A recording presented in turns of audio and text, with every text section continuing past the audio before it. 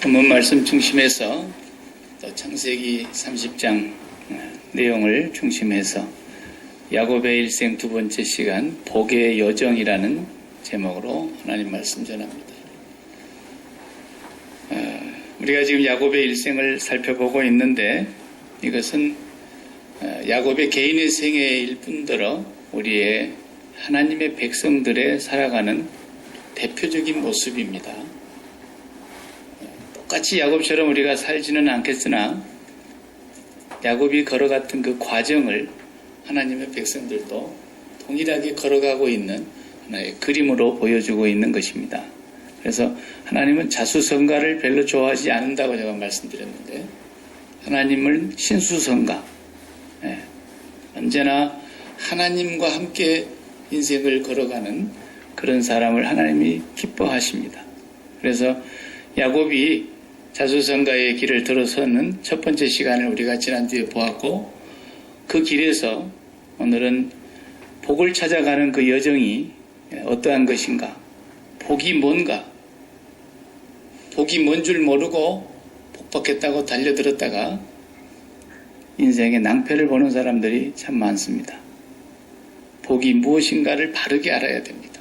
그리고 복을 어떻게 우리가 관리해야 되는가도 알아야 됩니다. 복을 담을 수 있는 그릇을 준비해야 됩니다.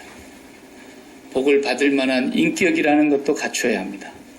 또 복이 되려면은 믿음이 있어야 복을 복으로 누릴 수가 있게 됩니다. 이런 모든 과정들, 이게 교육 과정이에요. 처음부터 그걸 주었다가는 하나님께서도 큰 낭패를 당하십니다. 하나님의 이름을 욕되게 합니다. 하나님의 영광을 가리는 일이 너무 많습니다. 그래서 하나님께서 이런 모든 과정을 거친 뒤에라야 복이 진정으로 복이 되게 하십니다. 그것을 야곱을 통해서 우리에게도 교훈하고 계시는 것입니다. 하나님의 백성된 사람들은 누구나가 다 이 길을 걸어가면서 야곱처럼 시행착오도 있게 되고 복인 줄 알았다가 더 큰 슬픔에 빠지기도 하고 그러다가 나중에 참다운 복을 얻고 깨닫고 내가 진짜 복받은 사람이구나 행복해하고 감사해하고 그렇게 살아가게 되기를 바랍니다. 오늘 야곱을 우리가 앞에서 본 대로 야곱은 정말 복받으려고 가든 수단과 방법을 다 쓴 사람입니다. 쌍둥이 나왔을 때 약간의 시차가 있었을 뿐인데 늦게 나온 것 때문에 자기가 억울하게 동생이 됐습니다. 장자가 못된 것 때문에 장자권을 자기가 가져보려고 그 장자권을 형한테 주간 그릇에 사는 거 보십시오. 얼마나 참 복이라 그러면 어느 누구에게도 뒤지지 않으려고 하는 그런 열정과 의지가 있는 사람이었습니다. 게다가 어머니의 도움으로 아버지의 유산을 이제 축복으로 받는 그 자리에 들어가서 자기가 형님 행세를 하고 그것까지 다 가로챘습니다. 우리가 앞에서 본 대로 가로챘지만 그게 손에 들어온 건 아무것도 없었고 이제 진짜 정처 없는 길, 나그네의 길, 자수성가의 길, 그리고 거지가 된 길로 가는 겁니다. 하나도 축복을 손에 쥐지 못했습니다. 그리고 외삼촌 집에 가서 파란만장한 생애를 시작하게 되는 것입니다. 야곱의 일생은 다른 말로 하면 복을 깨달아가는 과정이다. 복이 진정한 복이라는 것이 무엇인가를 알게 되는 과정이다. 그리고 그 복을 누리게 되는 그 과정을 우리에게 말씀해 주려고 하는 것입니다. 야곱이 처음에 복을 무엇으로 생각했느냐 하면 사랑이라고 생각했습니다. 이 사람은 연애를 해도 이제 시시콜콜한 연애를 하는 사람, 불꽃 같은 사랑을 했어. 열정적인 사랑을 했어. 아내 하나를 얻기 위해서 14년을 머슴살이로 보수 하나 받지 않고 했던 사람. 삼촌한테 속지만 안 했으면 7년에 그걸 얻었을 텐데 삼촌에게 속고서는 14년을 해가지고 그 여자를 얻었어요. 그런데 7년을 며칠 가는 것처럼 여겼다고 성경이 기록한 걸 보면 웬만한 사람 가지고는 그렇게 못 삽니다. 우리가 사랑하는 사람과 연애를 할 때 하루 종일 같이 있어도 헤어질 때 되면 또 아쉬워가지고 집에 가서 또 전화하고 전화비가 얼마나 많이 나오는지 몰라요. 예. 금방 헤어졌는데도 또 보고 싶은 것이 그게 사랑하는 사람들의 특성인데 이 사람은 7년을 며칠처럼 여겼다 그런 정도니까 말이죠. 군대 생활 3년을 애인을 두고 갔다 오는 남자들이 얼마나 그 참 긴 세월을 같이 느껴지는지 몰라요. 그런데 얼마나 사랑을 열정적으로 했으면. 그래서 자기 본인에도 뜻도 아니지만 언니도 동생도 그리고 두 여자가 얼마나 질투가 심했는지 두 몸종까지 그래서 거기서 또 자식까지 낳았는데 그냥 호롤단신 거지같이 해가지고 외삼촌 집에 그저 갔더니 야곱이 네 여자 밑에서 12아들과 딸 하나 디나라고 하는 딸 하나를 낳고 12남 1녀 한 가족의 가장이 되고 족장이 되고 그만큼 가졌으면 굉장한 사람이에요. 그런데 그 세월이 기뻐야 되는데 뭐 바람 가지 많은 나무가 어떻더라고 얼마나 눈물의 세월이었는지 몰라요. 오늘 우리는 그 부분을 조금 보겠습니다. 그리고 또 야곱은 자기의 생애에 있어서 복이 재산이라고 생각했습니다. 자식을 그렇게 많이 낳았으니까 먹이는 것만도 보통 일이 아니지 않습니까? 그러니까 재산도 늘려야 하는 것이 가장으로서 자기의 책임감이 있었기 때문에 재산을 늘리는 것이 복이라고 생각해서 우리가 이제 앞으로 읽어보면 31장에 거쳐서 보면 야곱이 재산을 늘려가는 그 과정이 기상천외합니다. 전무후무한 그런 기발한 아이디어를 가지고 재산을 늘려가는데 외삼촌이 그 야곱의 성미를 알고 나서부터서는 재산 안 뺏기려고 얼마나 그 고용 계약서를 꼼꼼하게 씁니까? 보통 고약하게 쓴 게 아니에요. 그런데도 야곱은 그 계약서와 상관없이 아주 기발한 아이디어로 외삼촌의 재산이 자기에게로 다 넘어오게 만들었어요. 그래가지고 떼부자가 됐어요. 이게 자기의 복이라고 생각한 거예요. 그렇지만은 이것도 자기에게는 복이 아니라는 걸 나중에 깨닫게 됩니다. 너무너무 고통과 시련의 세월들을 보내게 되면서 나중에 바로 왕 앞에 가서 섰을 때 훗날에 130년 만에 그런 얘기를 하는 거예요. 130살 잡수신 이 야곱이 바로 임금 앞에 가서는 말 우리 아시죠? 내 나그네 세월이 130년입니다. 나의 연세가 얼마 못 됩니다. 조상에 비해서 얼마 못 됩니다. 왜? 할아버지가 175세를 살았으니까. 그러니까 자기들은 자기의 나이는 130살이니까 내 연세가 얼마 못 됩니다만 우리 조상의 나그네 길의 세월에 미치지는 못하지만 험악한 세월을 살았습니다. 이렇게 여기 연세 드신 어르신들도 계시는데 연세 드신 어르신들에 비하면 제 나이는 얼마 못 되지만 제가 이 짧은 생애에 험악한 세월을 살았습니다. 이렇게 말한다 그러면 얼마나 험악하게 살았으면 그런 얘기를 하겠어요. 어른들 앞에서. 야곱이 그러는 거예요. 우리 조상의 나이에 내가 훨씬 못 미치는 젊은 사람이지만 내 험악한 인생을 살았습니다. 이렇게 얘기하는 거 보면은 복을 찾아서 그렇게 수단과 방법을 다 동원했던 사람이었는데 복은 고사하고 그렇게 험악한 인생을 살았다는 말이 나온단 말이죠. 그래서 야곱의 생애를 통해서 하나님 우리에게 가르쳐 주시려는 건 뭐냐면 네가 복을 받으러 가는 그 여정의 길에서 진짜 복이 뭔 줄 알아야 되고 복이 되려면 어떤 훈련을 거쳐야 되는가를 야곱을 보면서 배워야 된다는 거예요. 야곱처럼 살면 안 돼요, 사실은. 그렇지만 우리가 어리석어서 야곱처럼 살아가고 있는 걸 어떻게 해요? 빨리 깨달으라는 거예요. 빨리 지금 지점에서 새 출발해도 늦지 않으니까 그것을 하나님께서 깊이 깨달으라고 교육의 시간을 주시는 거예요. 그래서 야곱이 이제 복의 여정으로 가는 길에서 첫 번째 자기가 맞이하는 삶이 뭐냐면 고독한 삶인 거예요. 군중 속에 고독이 있다 그랬는데 우리가 본래 인생이 고독한 거예요. 그래서 영성 훈련을 하러 가면은 고독의 훈련을 많이 시킵니다. 침묵의 시간을 많이 갖게 합니다. 그리고 생활을 단순하게 만드는 것입니다. 그래서 보면은 종교를 떠나서도요, 도를 닦았다고 소위 말하는 사람들은 보면은 장례식 할 때 뭐 남는 게 별로 없더라. 그런 얘기 여러분 듣지 않습니까? 일반 세상 종교에도요, 그냥 신발 한 컬레, 옷 한 벌, 침침한데 돋보기 한 개, 뭐 이렇더라는 거죠.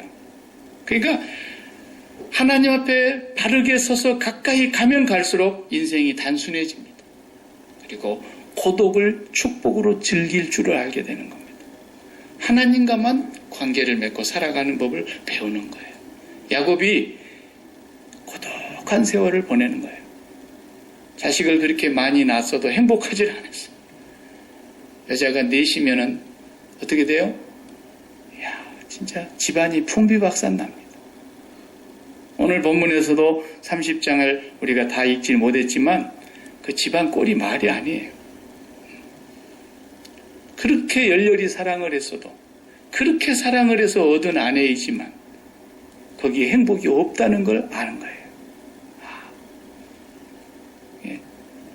죽고 못 살 것처럼 사랑을 해서 거기에 행복이 있는 줄 아느냐? 없다라는 거예요. 제가 매번 십자가에 죽으라 그런 얘기가 다 거기에 포함되는 얘기예요. 세상에 우리의 행복이 없어요. 없어요. 그런데 그럼 결혼하지 말란 얘기냐? 아니에요. 하나님은 결혼하고 잘 살아라는 거예요. 그런데 결혼이 행복이라고 생각하는 사람은 불행할 거라는 거죠. 자식이 행복일 거라고 생각하는 사람은 반드시 불행할 거라는 거예요. 건강이 행복일 거라고 생각한 사람은 반드시 불행한 날이 온다는 거예요. 돈이 행복일 거라고 생각한 사람은 반드시 슬픈 날이 온다는 거예요. 복이 뭔지를 모르는 사람은 그렇게 될 거라는 걸 야곱을 통해서 하나님이 뼈저리게 야곱이 체득을 했고, 마지막에 야곱이 이렇게 고백을 했고, 야곱이 마지막에 유언을 하면서 이 사람이 진짜 복이 뭔가를 알구나, 이걸 가르쳐주고 있는 거예요. 49장에 보면은 야곱이 진짜 복을 알았어요. 그래서 유언을 하는데 이건 아버지로서 유언하는 게 아니에요. 제가 아버지라면 우리 새 아이에게 제가 유언할 때 복을 빌어줄 거 아니겠습니까? 이 세상에 복을 받으라고 많이 빌어주겠죠? 근데 야곱은 마지막 운명하면서 12아들을 앞에 놓고 복을 비는데 아버지로서 복을 빌질 않고 있어요. 전혀 그게 유언 같지 않는 유언인데 기가 막힌 유언을 하는 거예요. 그걸 보면은 야곱이 이제 진짜 복이 뭔가를 알았기 때문에 그런 거죠. 우리가 그 뒤에 가서 보겠습니다만은 인생은 고독한 길을 가다가 우리가 마지막 요단강을 건널 때도 혼자 가는 거예요. 고독하게 가는 거예요. 그죠? 그냥 사중창, 오중창, 그리고 이중창, 그리고 독창 하다가 그리고 홀로 가는 거예요. 여러분 인생에 있어서 가장 중요한 결단을 내려야 될 때는 혼자 하는 거예요. 혼자. 하나님 앞에서 내가 혼자 결단하는 거예요. 그것이 인생이라는 것을 말해주고 있습니다. 야곱은 그것을 뼈저리게 배우게 됩니다. 야곱이 하나님의 그 교육 훈련을 통해서 이런 과정들을 거치면서 마음이 고쳐지고 욕심도 다 없어지고 성격도 다 사라지고 그리고 그 인격도 다듬어지고 그래서 옛날에 그렇게 좋아했던 것들을 다 멀리합니다. 제일 사랑했던 여인이 자기 무덤에 나란히 못 눕잖아요. 네. 결국은 하나님의 뜻에 순종하고 마는 것입니다. 레아가 자기의 무덤의 자리에 같이 누웠어요. 그러니까 이것을 애저녁에 알았어야 되는데 몰랐죠. 하나님께서 이스라엘 12지파를 세우려고 하시는 계획이 야곱에게 있었다는 것은 분명합니다. 그럼 하나님께서 12아들을 주시는 과정이 오늘 30장을 보면은 너무너무 기가 막혀요. 이렇게 하지 않아도 하나님은 12아들을 주셨을 거라고요. 하나님이 이스라엘이라고 하는 이 야곱을 통해서 12지파를 세우고 그 12조상들이 뻗어나가게 하시려고 하는 계획이 있었을 테니까. 이런 방법이 아니라도 하나님은 어떻게 해서든지 이루셨을 텐데 야곱이 이루는 방법을 통해서는 너무너무 고통스럽게 자기가 그 길을 가고 있는 거예요. 종국적으로는 하나님의 뜻을 반드시 이루시는 거예요. 요셉을 통해서 그것을 아는 거죠. 야곱이 요셉을 보고서 그걸 아는 거예요. 요셉을 통해서 이스라엘 민족을 구원하시려고 하시는 하나님의 계획이 있었다니까요. 어떤 길을 통해서든지 하나님이 그걸 이루셨을 거예요. 그러니까 요셉이 나중에 깨닫기를 형님들이 나를 판 게 아니었습니다. 이렇게 고백하고 있어요. 하나님이 형님들을 앞서서 나를 이곳에 보내신 것입니다. 이렇게 고백하고 있는 거예요. 야곱도 처음부터 그걸 알았어야 되는데 몰랐죠. 삼촌이 왜 나를 속입니까? 이렇게 생각하고 분이 여기기만 했지.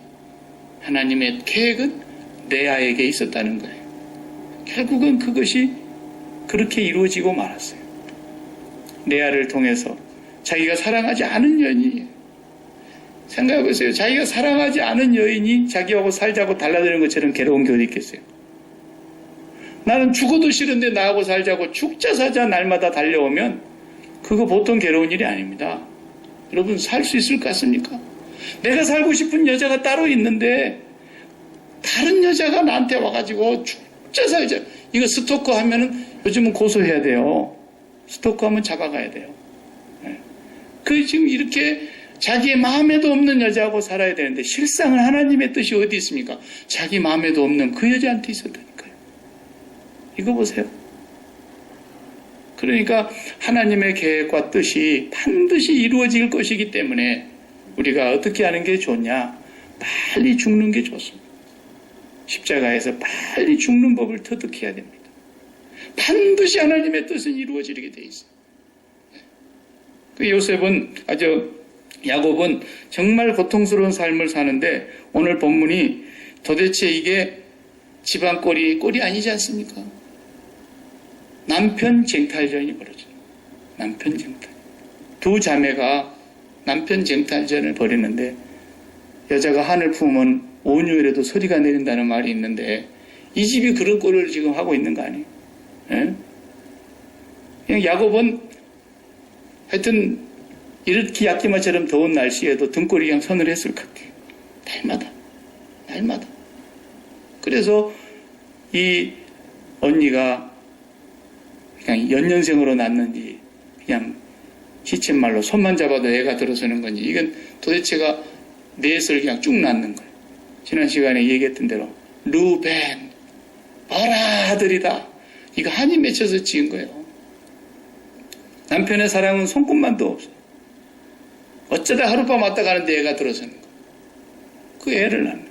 라헬은 그렇게 사랑해도 애가 안 들어서는 거예요. 하나님이 태의 문을 닫으셨다 그랬어요. 라헬은 미치는 거예요.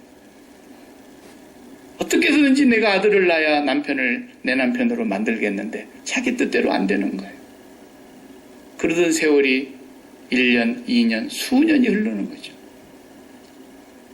오늘 본문에 보면은 정말 너무너무 천국이 벌어지는데요. 임신 촉진제를 찾습니다. 네.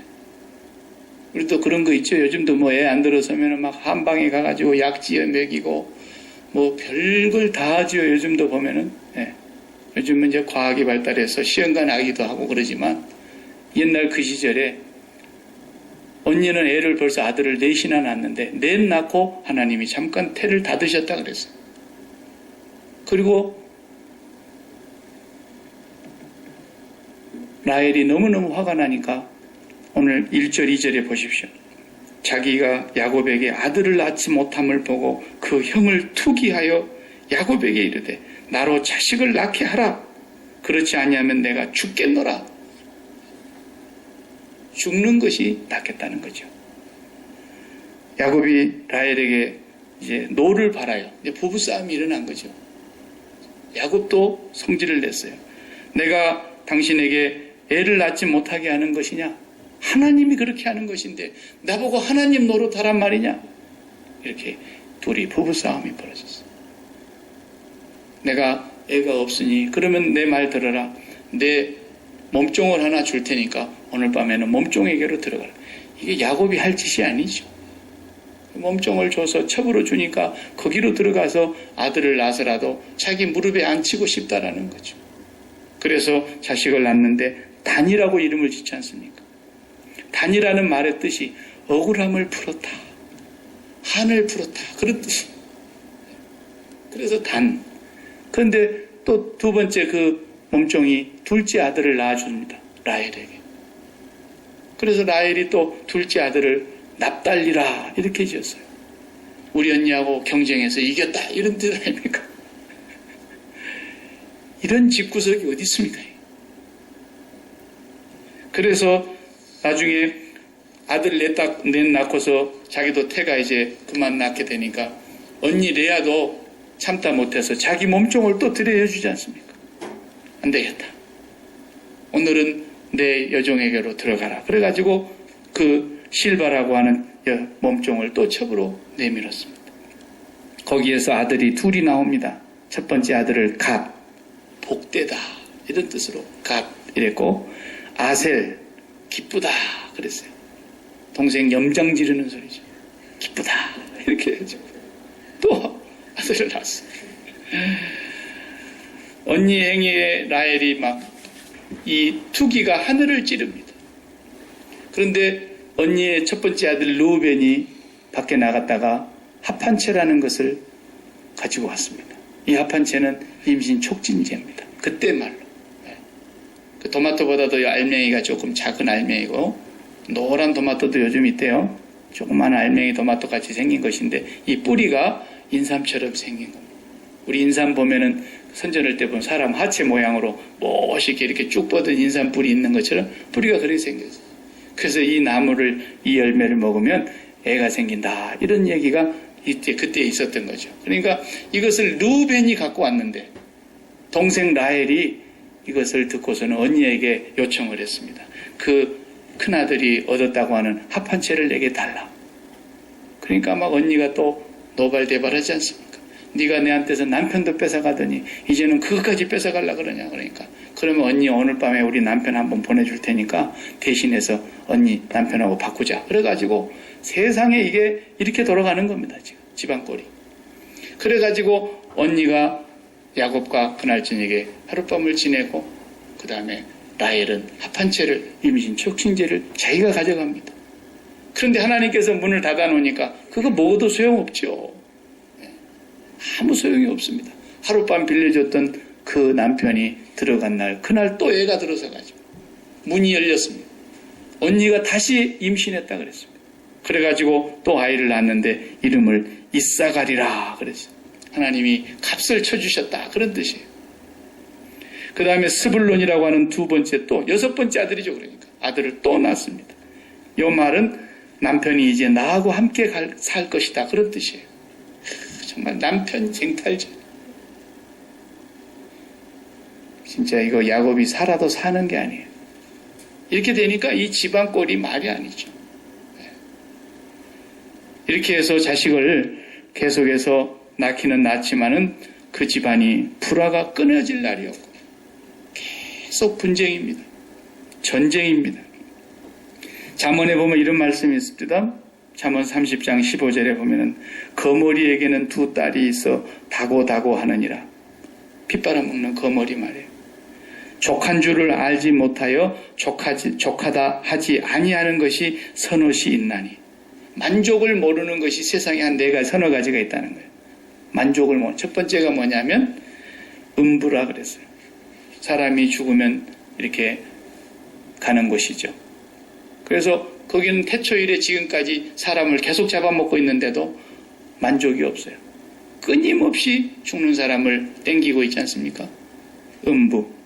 그 다음에 아이를 갖지 못하는 태화 그랬어요. 두 번째가.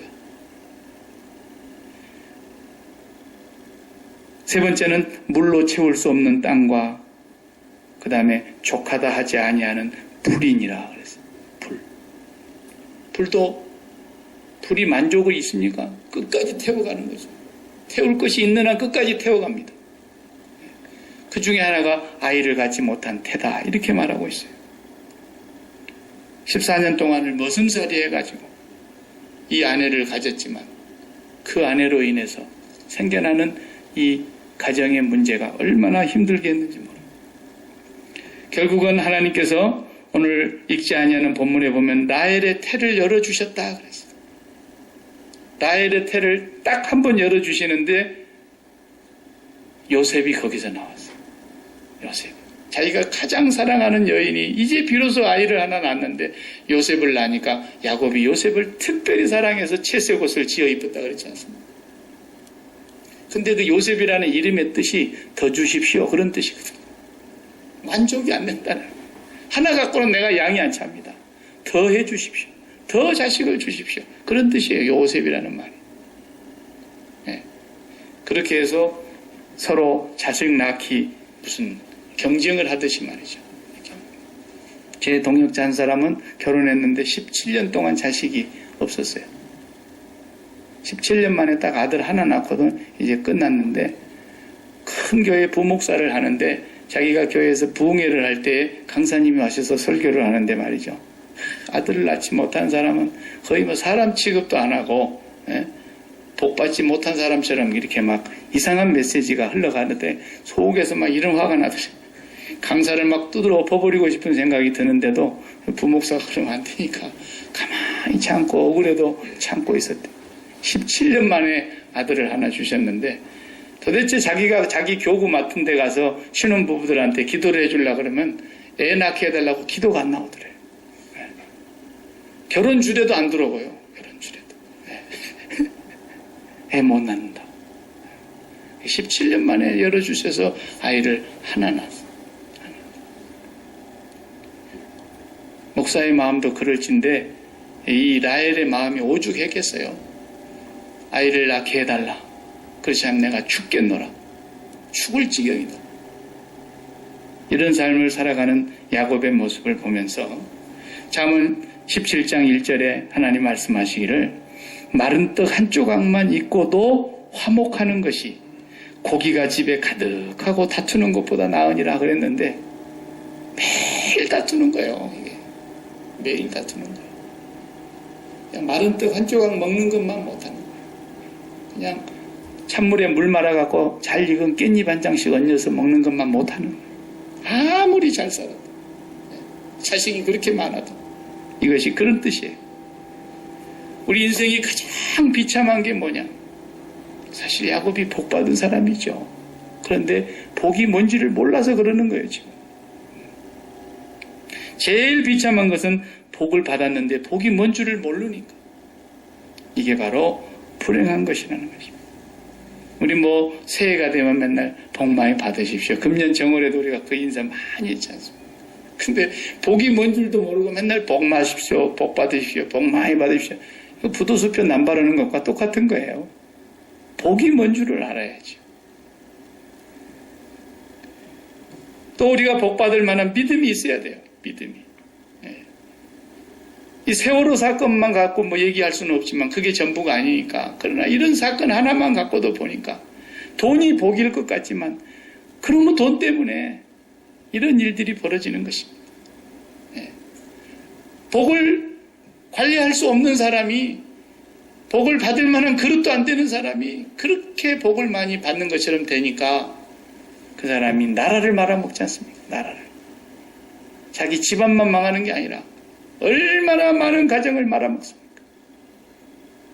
복이 뭔 줄을 몰라서 그래요. 어떤 사람은 또 뭐 시의원을 세워놨더니 청부살인을 했다대요. 인간도 안 된 사람들에게 권력을 주니까 인간도 안 된 사람들한테 권력을 지어보세요. 사람도 되기 전에 돈을 많이 가져보세요. 아나무인이 되더라고요. 아나무인이 돼요.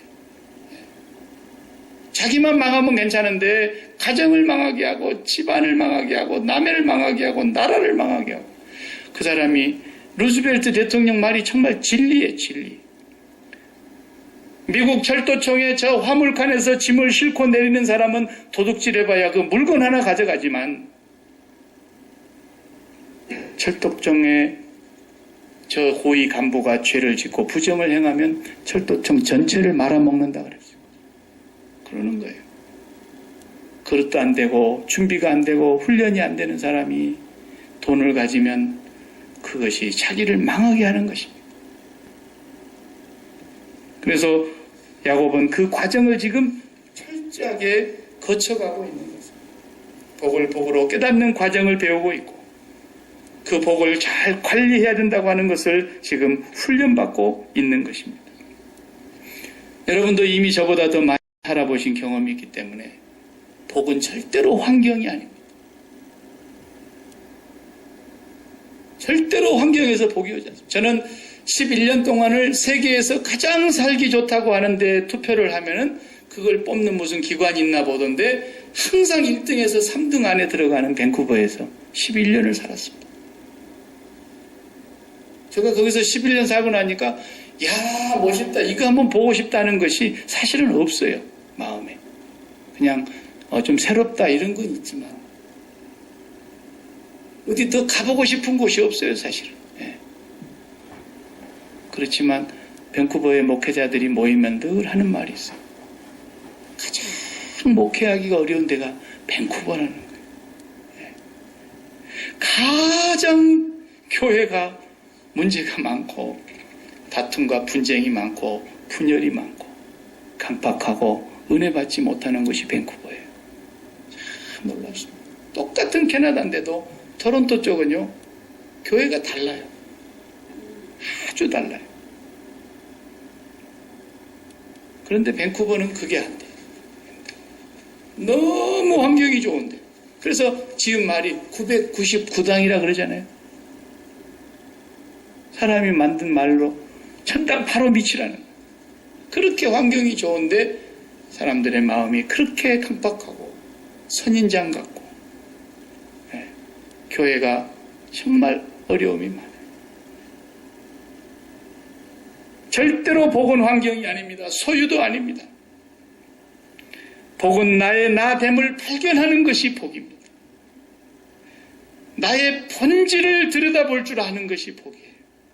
그걸 알고 그걸 깨닫고 나면은 진짜 내가 이렇게 복된 사람이던가라는 걸 깨닫는 거예요. 야곱이 32장에 가서 그걸 깨닫는 거예요. 미리 제가 다 말씀드릴 수는 없지만 뒤에서 우리가 더 깊이 한번 보십시다. 주님께서 천국을 경매로 내놓으셨어요. 이런 말 처음 들어보셨죠? 네. 천국은 경매 가격이 있어요. 무슨 얘기냐고. 값 없는 자 값 없이 와서 포도주와 젖을 사라 그랬는데 돈 없는 자도 오라 그랬는데 그렇습니다. 맞습니다. 근데 주님은 천국을 경매 가격을 붙이셨어요. 지금 한번 경매해 볼까요? 누가 쓰시겠습니까? 제일 먼저. 네? 천국의 가격이 얼마예요? 다 팔아야 된다 그랬다. 우리가 지금 이 세상의 복이라고 생각하고 있는 것이 다 팔아져야 천국이 네 것이 될 것이다라는 거예요. 그렇지 않고는 어림없는 소리 하지 말라는 거예요. 그러면 우리 고국 같은 데는 이건희 회장님 같은 분은 얼마를 내야 천국을 사겠어요? 삼성 계열사에 자기 몫으로 있는 집은 다 내놓고 그것만 갖고도 못 삽니다. 어린 반푼아치도 없는 거예요. 그래서 부자가 천국 가기가 어렵다는 얘기가 진리인 것입니다. 여기 맥도날드 사거리 앞에 가면 날마다 이거 하나 들고 뭘 구걸하는 아저씨가 있습니다. 그 사람도 천국을 가질 수 있게 해놨습니다. 그 사람도 천국을 가지는데 그 사람도 얼마 내면 됩니까? 그 땅바닥 밑에 놔둔 그 가방, 허름한 냄새나는 다 떨어진 가방, 그 하나가 그 사람 전부예요. 그 사람도 다 팔면 됩니다. 그래서 예수님 말씀에 부자는 낙타가 바늘길을 들어가는 것처럼 어렵지만 세리와 창녀와 기생과 죄인들은 천국 가기가 너무 쉽다는 것입니다. 그 사람들 다 팔기가 너무 쉬우니까. 이 세상의 복이라고 생각하는 모든 복을 다 팔지 않으면 가질 수가 없어요. 천국. 절대로 못 갖는 거예요. 여러분 가지고 있는 재산 얼마입니까? 그거 다 내놔도 천국을 못 삽니다. 천국은 경매 가격이 다 팔아야 되는 것입니다. 그래서 우리가 다 팔지를 못하기 때문에 천국을 못 가는 거예요. 그래서 다 팔 수 있는 천국 경매 가격은 딱 하나뿐인 거예요. 하나뿐이에요. 그게 뭐냐? 주님의 피값으로 우리가 천국을 가진 거예요. 주님의 피값이에요. 그게 다 판 값이라고요. 그 십자가에서 우리가 이 세상을 다 팔지 않으면, 그 십자가에서 우리가 지금까지 복이라고 생각하는 모든 복이 다 죽지 아니하면, 그 말인 거예요. 십자가 값으로만 천국을 가질 수 있겠어요. 그래서 포도주와 젖을 사라. 값없이 와서 누구든지 돈 없는 자도 오라는 거예요. 그러나 천국의 경매 가격은 다 팔아야만 되는 거예요. 야곱이 야복강가에서 그걸 다 파는 거예요. 야복강가에 야곱이 밤새도록 씨름하고 있다가 거기서 그걸 다 판 거예요. 그럼으로써 그가 진실로 복을 얻게 되고 내가 복된 자라는 걸 알게 되고 원수를 맺었던 형님과도 거기서 화해를 하게 되고 형님의 얼굴을 배웠는데 하나님의 얼굴을 배우는 것 같다 그러잖아요.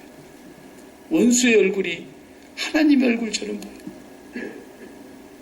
평생토록 죽이지 못해서 한을 품고 살았던 에서가 통생을 끌어안고 옵니다.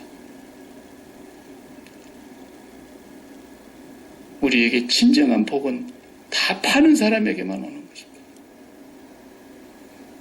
그래서 다 팔 수 없기 때문에 우리가 그 십자가를 붙잡고 그 십자가에서 날마다 죽었다고 고백하고 복창하는 사도 바울의 삶이 우리의 삶이어야 된다는 것입니다.